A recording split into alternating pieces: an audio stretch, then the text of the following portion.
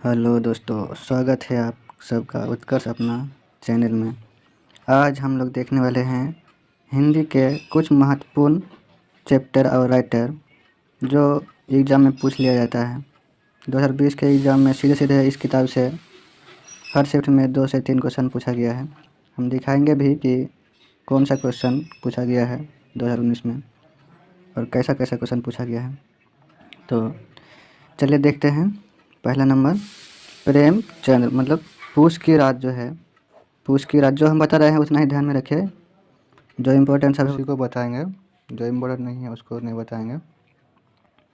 तो जैसे कि यह है पूस की रात, ये किसने लिखा है? ये अगला बार नहीं पूछा है तो इस बार पूछने का चांस बहुत ज़्यादा है। पूस की रात किसने लिखा है? तो मुंशी प्रेमचंद जी ने लिखा है। और जो है मुंशी प्रेमचंद जी का मूल नाम क्या है? तो उनका मूल नाम जो है वो है धनपत राय। क्या है? धनपत राय। ठीक है, ये शायद पूछा गया था, हमको उतना ध्यान नहीं है। 2020 में शायद पूछा गया था कि मुंशी प्रेमचंद का जो मूल नाम है वो क्या है? तो धनपत राय। ठीक है, अब ये जो है पूस की रात जो है ये क्या है? पूस की रात जो है कहानी है या फिर कविता है या फिर यात्रा वृत्तांत है, इस टाइप से पूछा जाता है। तो इसको भी ध्यान में रखना है। पूस की जो रात है वो क्या है? एक कहानी का सारांश है। ठीक है, और अगला देखते हैं। बस इतना ही ध्यान रखना है इसमें। अगला देखते हैं, कविता की परख। क्या है कविता की परख? इसको किसने लिखा है? रामचंद्र शुक्ल जी ने लिखा है। इसमें से एक क्वेश्चन पूछा गया है, इसलिए हम यहाँ पे घेरा ला के रखे हैं 2020 में।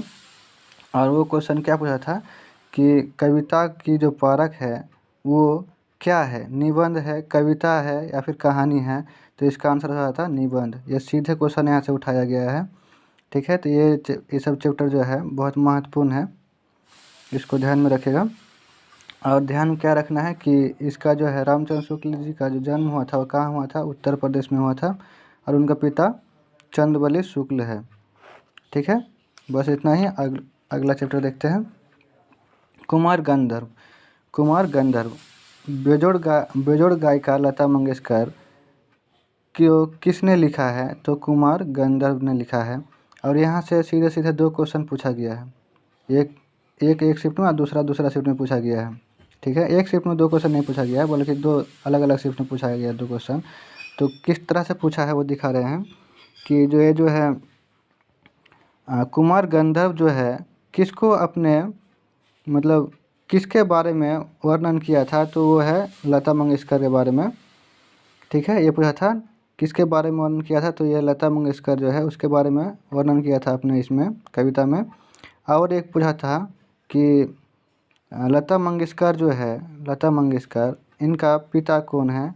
तो इनका पिता था, यहाँ से उठाया गया है, दीनानाथ मंगेशकर। कौन है? दीनानाथ मंगेशकर। दोनों क्वेश्चन हुबहू उठाया गया था। ठीक है, तो इसको भी देखना है कि बेजोड़ गायिका लता मंगेशकर ये क्या है? एक निबंध है। क्या है? एक निबंध है। ठीक है, और इसका जो है कुमार गंधर्व का जो मूल नाम है वो क्या है? शिवपुत्र कोमकली। ठीक है, क्या है? शिवपुत्र कोमकली है। चलिए आगे देखते हैं अगला चैप्टर। इससे भी एक क्वेश्चन पूछा गया सीधे सीधे। सबसे पहले देखते हैं कि आँखों देखा गदर जो है, आँखों देखा गदर, इसको किसने लिखा है? किसने लिखा है? विष्णु भट्ट गोडसे वरसाइकर। किसने लिखा है? विष्णु भट्ट गोडसे वरसाइकर ने लिखा है। और ये किस तरह से क्वेश्चन पूछा गया था कि आँखों देखा गदर जो है वो वह क्या है? कहानी है, कविता है या फिर और 2 ऑप्शन दिया गया था। तो यह क्या था? एक संस्मरण था। क्या था? संस्मरण था। ठीक है, इसमें से इतना ही ध्यान में रखना है। इसमें और कुछ मतलब इम्पोर्टेंट क्वेश्चन नहीं बन रहा है। और इस चैप्टर से पूछने का ना के बराबर ही उम्मीद है, क्योंकि जो नहीं पूछा गया जिस चैप्टर से उस चैप्टर से आ सकता है। जैसे कि सत्यजीत राय, इसके बारे में नहीं पूछा गया था अगला साल, तो इस बार आने का चांस ज़्यादा है। तो चलचित्र जो है इसको किसने लिखा है? सत्यजीत राय ने लिखा है। किसने लिखा है? सत्यजीत राय ने लिखा है। और सत्यजीत राय का जन्म जो है कब हुआ था? 1921 में। अच्छा राइटर है सत्यजीत राय जो है, फेमस राइटर है, इसलिए इसका जन्म भी याद रखना है कि जन्म कब हुआ था। तो 1921 में हुआ था। ठीक है। और सत्यजीत राय को जो है कौन सा सम्मान दिया गया है, तो इसको ऑस्कर पुरस्कार से सम्मानित किया गया है। ठीक है। और इनका जो है प्रमुख कृतियाँ जो है इनका पाथर पंचाली जो कि बांग्ला फिल्म है, इसको किसने लिखा था, तो सत्यजीत राय ने लिखा था। ठीक है, इसको ध्यान में रखना है। और चलचित्र जो है यह क्या है, तो चलचित्र एक निबंध है। क्या है? निबंध है। चलिए अगला देखते हैं। अगला है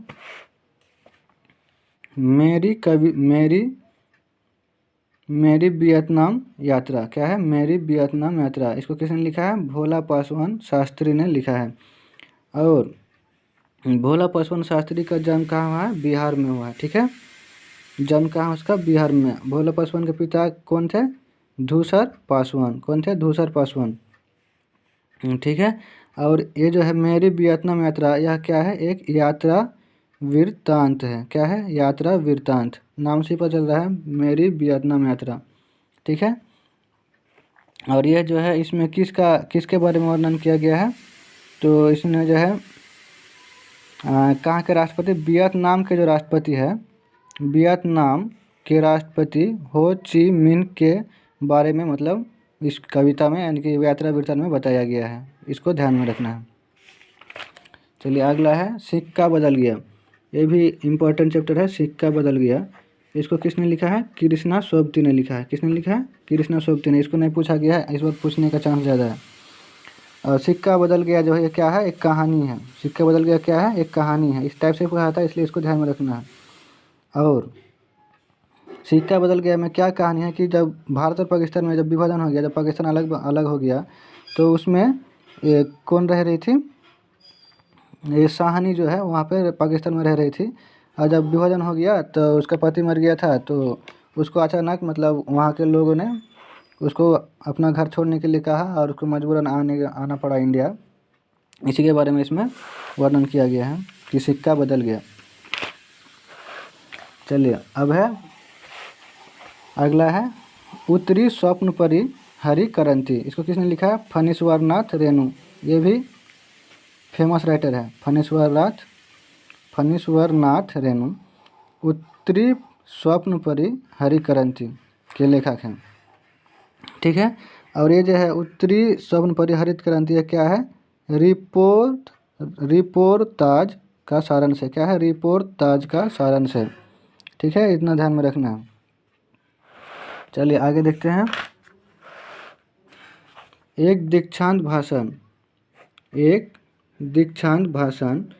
किसका है? हरिशंकर परसाई का है। किसका है? हरिशंकर परसाई का है। और यह क्या है? एक व्यंग का सारांश है। व्यंग का सारांश है। ठीक है, इसमें इतना ही ध्यान में रखना है। चलिए आगे देखते हैं। ये उतना इम्पोर्टेंट नहीं है। आगे ये देखते हैं मेहरुन्निसा परवेज। ठीक है, भोगे हुए दिन। यहाँ से एक क्वेश्चन सीधे उठाया गया था मेहरुन्निसा परवेज से कि मेहरुन्निसा जो है इसको कौन सा सम्मान दिया गया था इसमें से, तो ऑप्शन में था पद्मश्री। ठीक है, ऑप्शन में क्या था? पद्मश्री था और यही आपका आंसर हो जाता। ठीक है, मेहरुन्निसा परवेज को पद्मश्री अवार्ड से सम्मानित किया गया था। चलिए अगला देखते हैं। ये नहीं पूछा गया है। बुनियादी शिक्षा के लेखक कौन है? कृष्ण कुमार। कौन है? कृष्ण कुमार। ठीक है। और बुनियादी शिक्षा जो है ये क्या है? व्याख्यान का एक संग्रह है। व्याख्या का एक संग्रह है। चलिए आगे देखते हैं कुछ अन्य महत्वपूर्ण लेखक के बारे में देखेंगे। ठीक है, जैसे कि चंद्रधर शर्मा गुलेरी है। इनका जो जन्म हुआ था कहाँ हुआ था? हिमाचल प्रदेश में हुआ था। ठीक है। और चंद्रधर शर्मा गुलेरी जी की कहानी कौन सी है? तो उसने कहा था। क्या है? उसने कहा था। ये अच्छा किताब है, कहानी है, उसने कहा था। इसको ध्यान में रखना, पूछ सकता है। उसके बाद है बाल कृष्ण भट्ट के बारे में। तो बाल कृष्ण भट्ट के बारे में देख लेते हैं। बाल कृष्ण भट्ट के पिता कौन थे? बेनी प्रसाद। कौन थे? बेनी प्रसाद थे। ठीक है। इनका जो एक रचना है वो है 100 आजान एक सुजान। क्या है? 100 आजान एक सुजान। इसको ध्यान रखना है। उसके बाद कोई इम्पोर्टेंट नहीं है। उसके बाद है शिव पूजन सहाय। शिव पूजन सहाय का जन्म कहाँ हुआ था? पटना में हुआ था। ठीक है। उसके वे दिन वे लोग, ये इम्पोर्टेंट है, इम्पोर्टेंट उपन्यासकार है। इसको किसने लिखा था? शिव पूजन सहाय ने लिखा था। इसको ध्यान में रखना है। यहाँ है रामधारी सिंह दिनकर के बारे में। रामधारी सिंह दिनकर के बारे में 2-3 क्वेश्चन इंपॉर्टेंट बन रहा है कि दिनकर जी को निम्न में से किस सम्मान से सम्मानित किया गया था? तो वो है पद्म विभूषण से सम्मानित किया गया था। और एक है दिनकर जी को संस्कृत के 4 अध्याय पुस्तक के लिए कौन सा पुरस्कार से सम्मानित किया गया था? तो है साहित्य अकादमी पुरस्कार से। और एक है दिनकर जी को भारतीय ज्ञानपीठ पुरस्कार किस रचना के लिए दिया गया था? तो वह है उर्वशी के लिए दिया गया था। ठीक है, इतना सारा इंपॉर्टेंट था तो इतना सारा बता दिए हैं। पूछने का बहुत चांस है इस बार। अगला बार नहीं पूछा है। विष्णु प्रभाकर के बारे में देखेंगे। प्रभाकर जी के पिता का नाम क्या था? दुर्गा प्रसाद था। ठीक है। और विष्णु प्रभाकर जी का पहला नाटक क्या था? तो हत्या के बाद। क्या था? हत्या के बाद। और विष्णु प्रभाकर को 2005 में कौन सी उपाधि उसने लौटा दिया था? तो पद्म विभूषण लौटा दिया था। ठीक है। विष्णु प्रभा जी का आरंभिक नाम क्या था? तो विष्णु दयाल। ठीक है, विष्णु दयाल, इसको ध्यान में रखना है। और है इधर देख लेते हैं, यहाँ पे है दलित आत्मकथा। दलित आत्मकथा, यहाँ से एक क्वेश्चन अगला पूछा गया है। दलित आत्मकथा शब्द तो देख लेते हैं। हिंदी में पहली दलित आत्मकथा कौन सी थी? तो है अपने अपने पिंजरे। ठीक है, कौन है? अपने अपने पिंजरे। अधिकतर दलित आत्मकथाएं होती है तो उत्पीड़न की गाथा, स्वाभिमान जगाने की गाथा, विद्रोह और आक्रोश की गाथा, ये सभी। ठीक है। मैं भांगी हूँ, दलित आत्मकथा के लेखक कौन है? तो भगवान दास। अपने अपने पिंजरे के लेखक कौन है? एक क्वेश्चन पूछा गया था। नहीं, ये नहीं पूछा था। अपने अपने पिंजरे के लेखक कौन है? मोहन नेमी सायरान। कौन है? मोहन नेमी सायरान। ये दोहरा अभिशाप किसकी आत्मकथा है? तो यह है कौशल्या वैष्णत्री। ये पूछा गया था कि जूठन जो है दलित आत्मकथा, इनके लेखक कौन है? तो ये पूछा था। तो इनका लेखक कौन है? ओम प्रकाश वाल्मीकि। ठीक है। आगे देख लेते हैं। तिरस्कृत जो दलित आत्मकथा है, इसके लेखक कौन है? तो सूरजपाल चौहान। मेरी पत्नी और भेड़िया जो दलित आत्मकथा है के लेखक कौन है? डॉक्टर धर्मवीर। ठीक है, इतना देख लिए। अब है उदय प्रकाश के बारे में है। उदय प्रकाश के बारे में थोड़ा देख लेते हैं कि दरियाई घोड़ा जो है किसकी रचना है? तो है उदय प्रकाश की। ठीक है। उदय प्रकाश का निबंध कौन सा है? तो ईश्वर की आंख जो है उदय प्रकाश का निबंध है। ठीक है। तो इस वीडियो के लिए इतना ही होगा, तो एक वीडियो और बनाएंगे। कुछ बचा हुआ चैप्टर जैसे कि मीराबाई, कबीर के बारे में है, मीराबाई के बारे में है, और भारतेंदु हरिश्चंद्र के बारे में है। तो वीडियो लंबा हो जाएगा इसलिए नहीं बनाएंगे। अगर होगा तो अगला वीडियो में